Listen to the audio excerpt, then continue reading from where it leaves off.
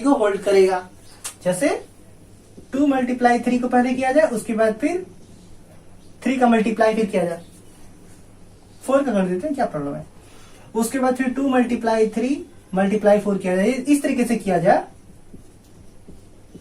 या फिर यहां पे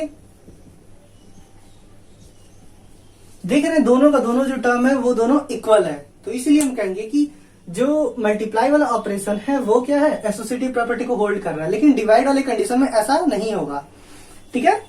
जैसे हम लोग 4 को डिवाइड करें 2 से, अब इसको डिवाइड करें फिर 2 से, ठीक है, 2 से या फिर 3 से डिवाइड कर लेते हैं, क्या प्रॉब्लम है। देखते हैं ये इसके इक्वल है कि नहीं।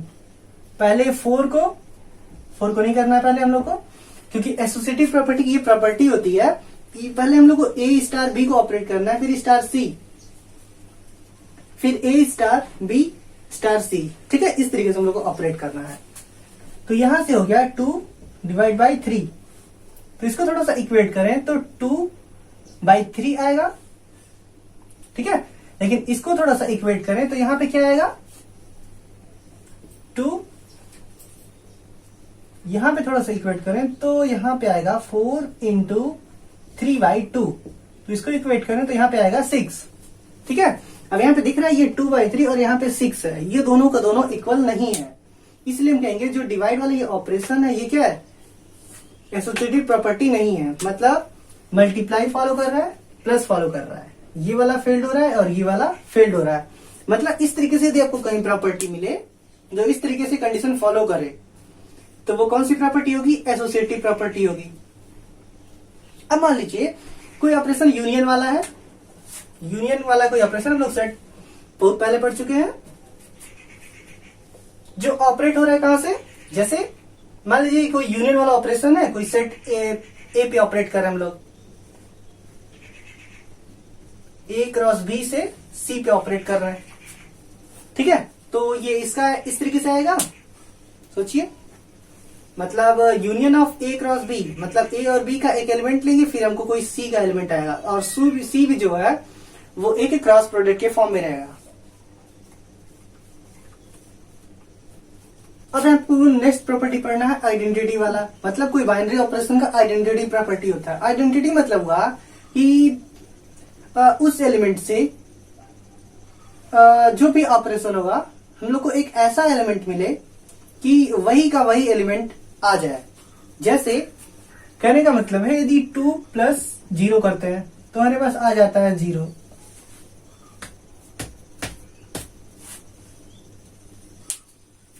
जैसे यदि हम लोग 2 प्लस 0 करें तो यहां पे हमारे पास आएगा 2, और वही चीज यदि 0 प्लस 2 करें तो भी अगेन हमारे पास 2 आता है।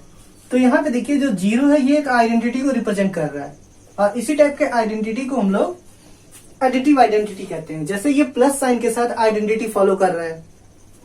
आइडेंटिटी फॉलो करने का मतलब है ऑपरेशन के साथ यदि 0 ऑपरेट किया जाए, जैसे कोई मान लीजिए एलिमेंट 2 हो, 2 प्लस 0 है तो यहाँ पे 2 आ रहा है, ठीक है। तो ये एक ऑपरेशन है और यहाँ पे एक इसका आइडेंटिटी है। उस तरीके से यदि मल्टीप्लाई का देखा जाए तो 3 मल्टीप्लाई 1, मान लेते हैं 3 का 1 से मल्टीप्लाई करते हैं तो 3 आ जाता है। उस तरीके से 1 मल्टीप्लाई 3 तो अगेन 3 आ जाता है।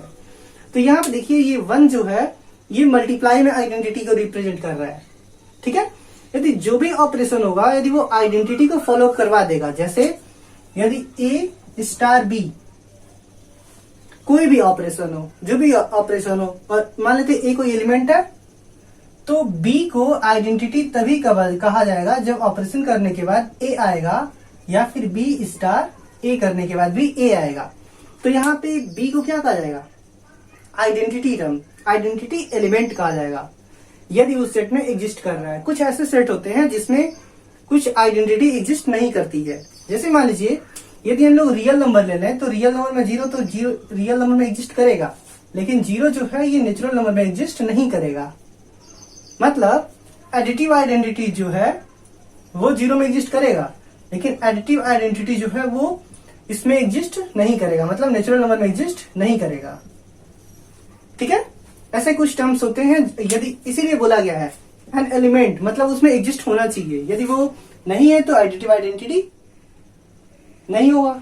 ठीक है, नहीं होगा तो कोई क्वेश्चन ही नहीं उठता कि उस सेट में कुछ होगा। इफ इट एग्जिस्ट, ठीक है, यदि वो एग्जिस्ट कर रहा है, मतलब आइडेंटिटी यदि एग्जिस्ट कर रहा है, ठीक है। जैसे मान लेते हैं, यदि हम 2 ले लेते हैं, ठीक है। अब 2 इस नेचुरल नंबर का एलिमेंट है। अब कहा जाए 2 का हम लोग को मल्टीपल आइडेंटिटी चाहिए। मल्टीपल आइडेंटिटी, अब 2 में हम लोग क्या चीज यूज करें कि इसका मल्टीपल आइडेंटिटी हम लोग मिल जाए, ठीक।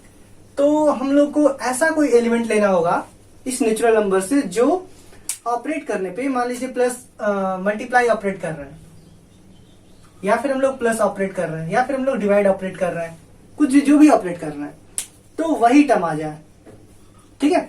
अब इस नेचुरल नंबर से एक एलिमेंट हम लोग 1 ले लेते हैं। 1 is element of natural number.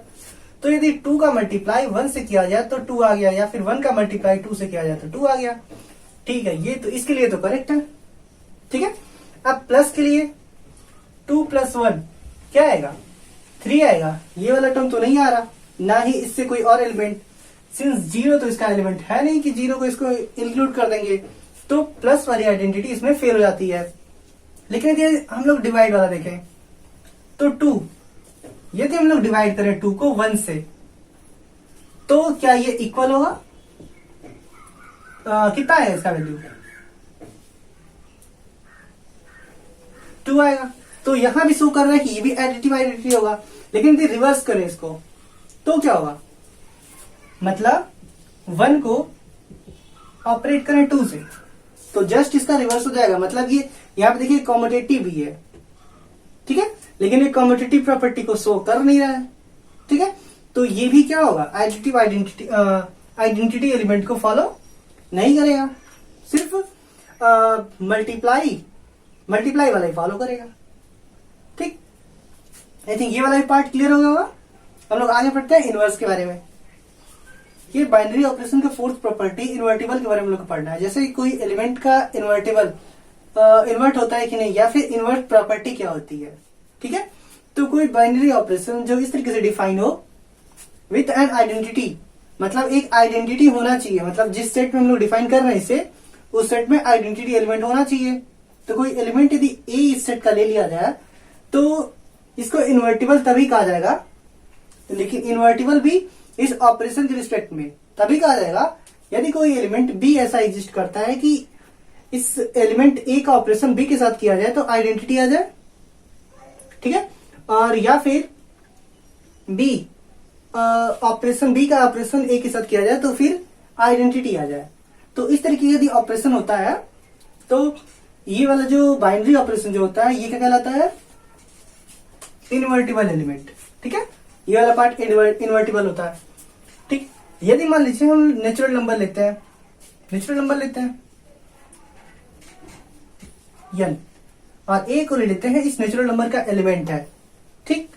तो इसमें आइडेंटिटी क्या होती है, और कोई ऑपरेशन हम लोग प्लस मल्टीप्लाई वाला ले लेते हैं। अब देखते हैं इसका आइडेंटिटी एलिमेंट या फिर आइडेंटिटी एलिमेंट मल्टीप्लाई का आइडेंटिटी एलिमेंट क्या होता है।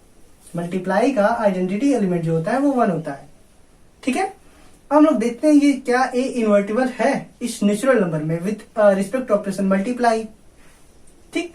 अब इसको इन्वर्टिबल होने के लिए कोई ऐसा एलिमेंट एग्जिस्ट करना होगा, मल्टीप्लाई बी, मान लेते हैं बी कोई ऐसा एलिमेंट है जिसको ऑपरेट करने पे इसका वैल्यू 1 आ जा रहा। अब बी का क्या ऐसा वैल्यू होगा जो इसको ऑपरेट करने पे 1 आ जाएगा, ठीक है।